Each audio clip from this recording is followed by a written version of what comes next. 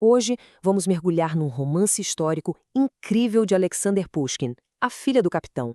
É uma história, sabe, sobre amor, dever e aquelas escolhas morais que parecem impossíveis. Tudo isso acontecendo bem no meio de uma das rebeliões mais violentas da história da Rússia. É um prato cheio. Essas são as palavras de despedida de um pai para o seu filho. E isso aqui é bem mais que um conselho, viu? É a bússola moral que vai guiar cada decisão, cada ação, cada teste de caráter ao longo de toda a história. É uma frase para a gente guardar na cabeça. Então, conhecemos o nosso protagonista, Piotr Grinev. Ele é um jovem nobre, um tanto ingênuo, que sonha com aquela vida de luxo e festa em São Petersburgo.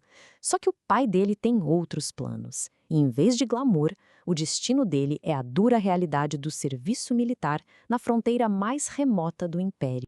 Mal a jornada começa, e aquele conselho do pai sobre a honra já é colocado à prova, né? Primeiro, no momento de pura imaturidade, o Piotr se mete numa dívida de jogo que, vamos combinar, mancha o nome dele.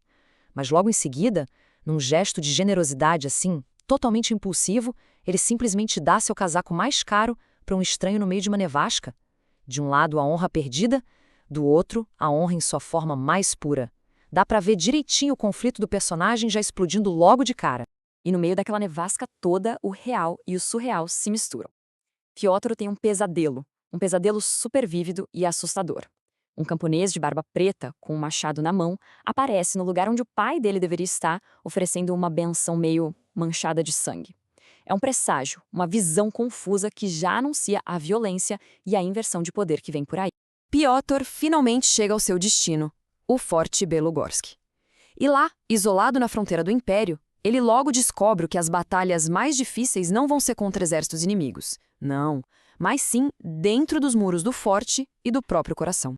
A vida na fortaleza se resume basicamente em 3 pontos. Primeiro, o amor que ele sente por Maria, a filha do capitão. Segundo, o conflito com Schwabrin, um oficial que é o oposto de Piotr, desonroso, calculista. E terceiro, uma rotina militar que é só aquela calmaria antes da tempestade histórica que está prestes a explodir. E a tal tempestade chega. E chega com tudo. O drama pessoal do Piotr é brutalmente interrompido por um evento que vai abalar o império inteiro, a rebelião Pugachev. Foi um levante massivo de cossacos e servos, sabe? Eles estavam fartos da opressão da nobreza e a coisa toda explodiu com uma ferocidade sem igual. É aqui que a história dá uma virada espetacular. Aquele ato de bondade lá na nevasca, o casaco doado, ele acaba se tornando a chave que conecta o destino pessoal do Piotr ao destino da nação inteira. A identidade daquele homem muda absolutamente tudo. Pois é, ele era Yemeliano Pugachev, ninguém menos que o líder implacável da rebelião. O homem que Piotr ajudou por pura compaixão era o mesmo homem que agora liderava um exército, deixando um rastro de sangue e destruição por onde passava na sua marcha contra o império. O que acontece em seguida é chocante. Pugachev invade o Forte Belogorsk, executa o capitão e a esposa dele, os pais de Maria, sem nenhuma piedade. Mas, quando ele olha para o Piotr, ele o reconhece. E a dívida de um casaco de pele é paga com a moeda mais valiosa que existe, a vida. A partir desse momento, a história entra de cabeça no seu conflito moral mais profundo. A lealdade do Piotr fica totalmente dividida. De um lado, o dever dele como oficial do império. Do outro, uma dívida de honra com o maior inimigo desse mesmo império. E agora?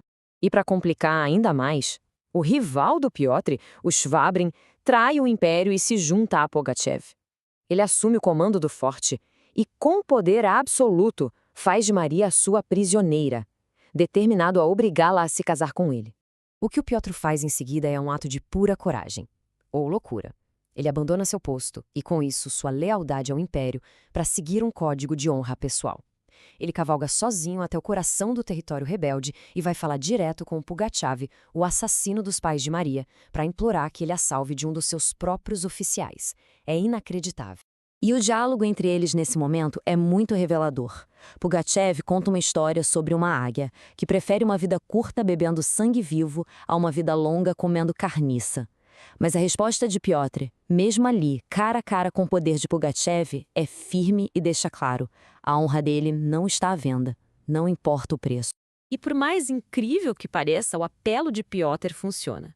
Pugachev, talvez movido por um código de honra próprio ou pela dívida que sentia ter com Piotr, cavalga de volta ao forte. Lá, ele confronta o seu oficial, Shvabrin, e liberta Maria, entregando-a sã e salva para Piotr.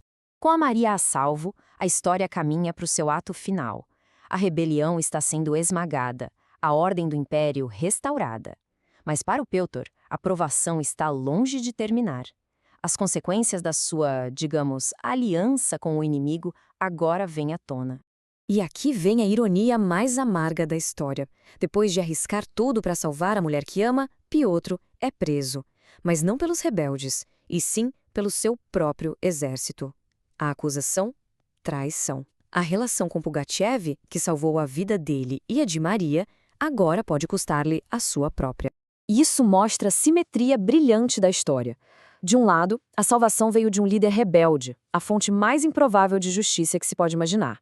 Agora, do outro lado, o destino de Piotr está nas mãos da autoridade máxima, a imperatriz Catarina a Grande. E agora os papéis se invertem completamente. Maria, que foi a donzela resgatada, se torna a heroína da história. Ela viaja sozinha para a capital do império e consegue uma audiência com a própria imperatriz para contar toda a verdade, explicando aquela teia complexa de dívidas, honra e amor que levou Piotr a se aliar a Pugachev. No fim das contas, a história toda parece se resumir a esta questão central. E o romance, muito espertamente, não oferece uma resposta fácil. O que é, afinal, a verdadeira honra? É seguir as regras cegamente? A lealdade ao império? Ou é seguir um código moral pessoal, sendo leal à pessoa que lhe mostrou misericórdia, mesmo que ela seja sua inimiga? É uma pergunta que ecoa muito além da Rússia do século XVIII e que desafia a nossa própria noção do que significa ser honrado.